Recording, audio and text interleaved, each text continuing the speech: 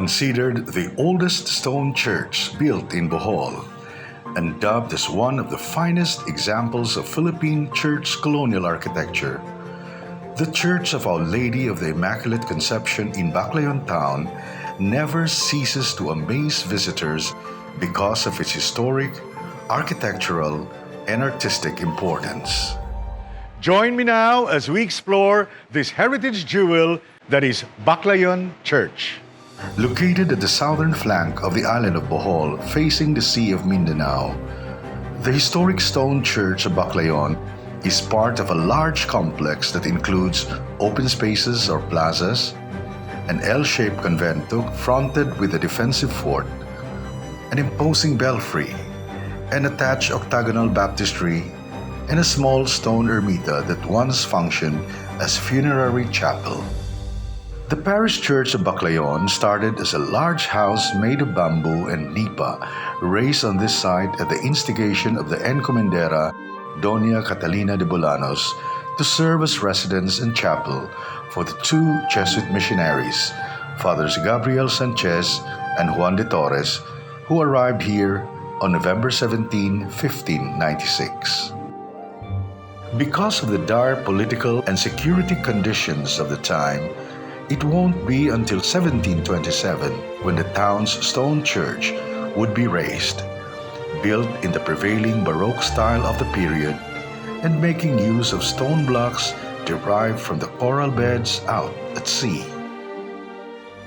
Like most Catholic churches, the original 1727 Jesuit church was designed as a cruciform, with simple lines and thick walls, and with the Jesuit residence incorporated into the main structure above the sacristy area on the right transept. When the Baclayon mission was taken over by the Augustinian Recollects in 1768, the church was further enhanced and expanded, having become the headquarters of the Recollect mission in Bohol.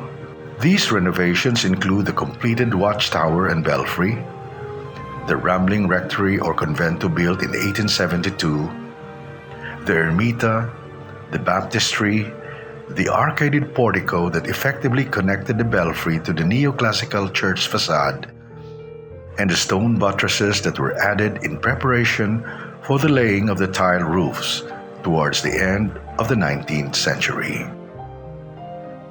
Thus, we might say that the glory that is Baclayon Church we have today has been brought about by the combined labors and architectural preferences of both Jesuits and the Augustinian Recollects. We can see this fusion of styles here near the right corner of the facade.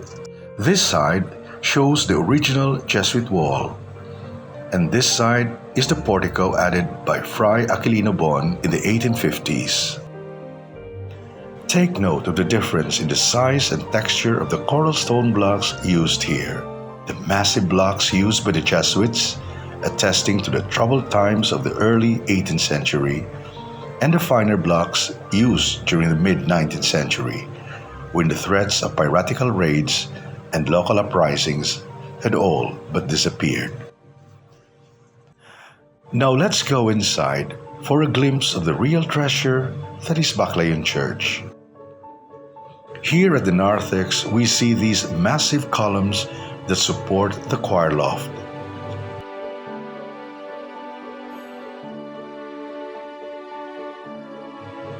Up here we find the pipe organ installed around 1824, the musical instrument that accompanied the singing of the Misa Baclayana, an old mass contained in an old cantoral, now kept in the church museum.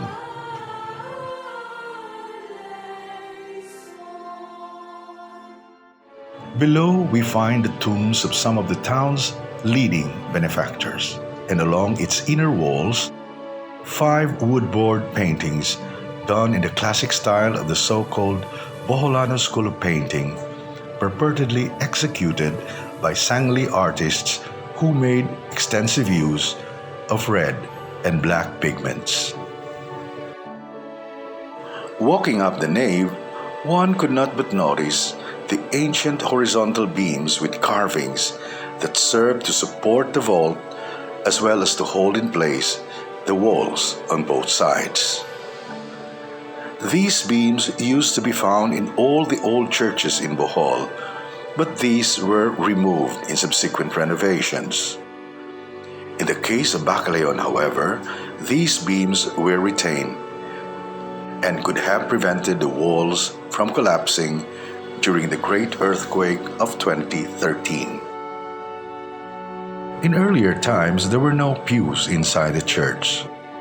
Ordinary worshippers either knelt or squatted on the floor. For the leading citizens of the town, however, benches were provided. This is one of the special benches used in earlier times. It was obviously for official use, judging from the designatory seals carved into the backrest. This is the pulpit inside Baclayon Church.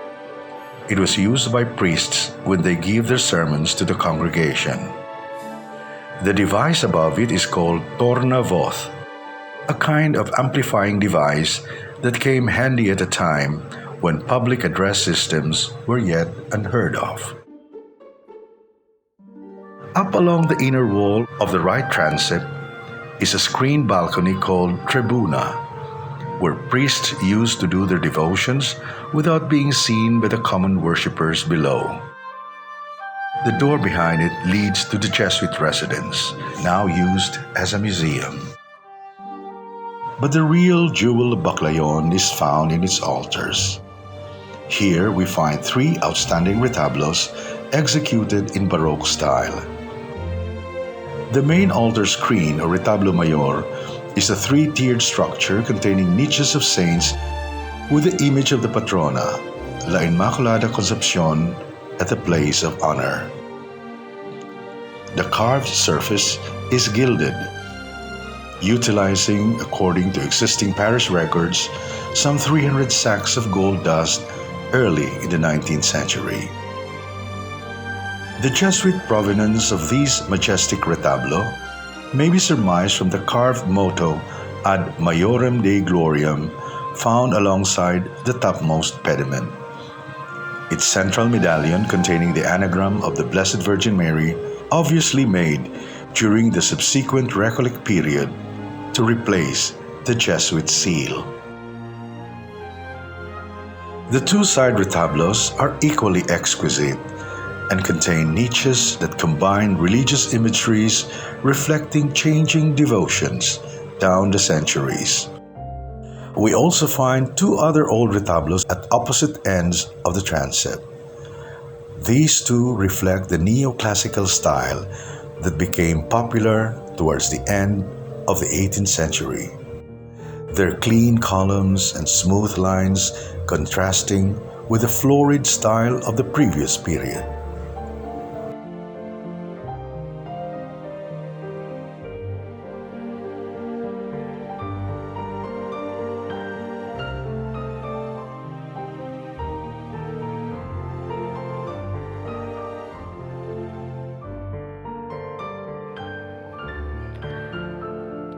So, as we pass through this magnificent side door, we bring to a close our tour of historic Baclayon Church. It has been a veritable walk for us down this church's storied past and back into the present again. And if the images you have seen today have been mind-boggling already, just imagine the thrill that you will experience if you actually come here in person and experience the story and the glory that is the Church of the Immaculate Conception of Baclayon, a piece of our rich heritage that we here in Bohol are so proud to share.